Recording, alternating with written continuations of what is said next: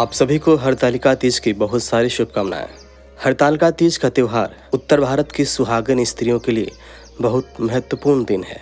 इस तीज व्रत की गिनती भारतीय महिलाओं के सबसे कठिन व्रतों में से एक में होती है। यह पर्व मुख्यतः यूपी, बिहार और मध्य प्रदेश समेत कई उत्तर पूर्वीय राज्यों में मनाया जाता है। इस पर्व को सुहागन स्त्रियां बहुत श्रद्धापूर्वक मनाती हैं। हरतालिका तीज महिलाओं द्वारा मनाए जाने वाले 3 प्रमुख तीज त्योहारों में से एक है। अन्य 2 तीज हैं हरियाली तीज, जो सावन के पवित्र महीने में तृतीया तिथि शुक्ल पक्ष पर पड़ती है, और दूसरी है कजरी तीज, जो भाद्रपद में तृतीया तिथि कृष्ण पक्ष पर मनाई जाती है। और हरतालिका तीज का व्रत वह है जो भाद्रपद में तृतीया तिथि शुक्ल पक्ष को रखा जाता है। आपको बता दें कि तीज शब्द तृतीया शब्द से बना है, जिसका शाब्दिक अर्थ तीसरा माना जाता है। दिलचस्प बात यह है कि तीनों तीज आपस में लगभग एक जैसे अंतराल पर मनाई जाती है। इस वर्ष हरतालिका तीज 9 सितंबर को मनाई जाएगी। तृतीया तिथि की शुरुआत 9 सितंबर को सुबह 2:33 पर होगी। वहीं समाप्ति 10 सितंबर की सुबह 12:18 पर होगी।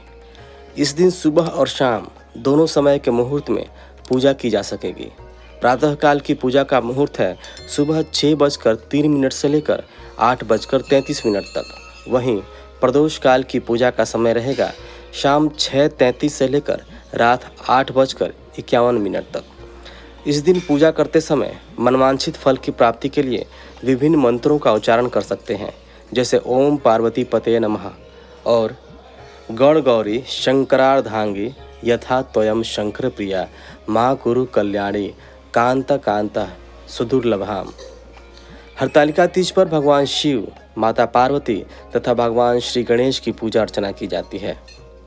इस दिन सुहागिन औरतें अपने सुहाग की लंबी आयु की कामना करते हुए निर्जला व्रत रखती हैं। इस व्रत में महिलाएं सुबह से लेकर अगले दिन की सुबह तक पानी की एक बूंद भी ग्रहण नहीं कर सकती। कुछ जगहों पर तो सुहागन स्त्रियों के अलावा कुंवारी कन्याएं भी अच्छा वर पाने के लिए इस व्रत को करती हैं और विधि विधान से भगवान शिव और माता पार्वती की पूजा करती हैं। इस बार के हरतालिका व्रत पर करीब 14 वर्ष बाद रवि योग का दुर्लभ संयोग बन रहा है। ज्योतिष शास्त्र में रवि योग को बेहद प्रभावशाली माना गया है। कहा जाता है कि रवि योग से कई अशुभ योग निष्प्रभावी हो जाते हैं। माना जाता है कि रवि योग में अगर कुंवारी कन्याएं शिव पार्वती की पूजा करती हैं तो उनके विवाह में आने वाली सभी बाधाएं दूर हो जाती हैं। साथ ही अगर कोई विवाहिता पूजा करती है तो उसका वैवाहिक जीवन सुखमय व्यतीत होने लगता है। अब आपको बताते हैं कि रवि योग शुरू कब से होगा। पंचांग के अनुसार शाम 5:14 से रवि योग का दुर्लभ संयोग प्राप्त होगा, तो इस समय का सभी महिलाएं पूर्ण लाभ उठाएं। व्रत रखने वाली सभी महिलाओं को हरतालिका तीज की ढेरों शुभकामनाएं। तो अभी के लिए बस इतना ही।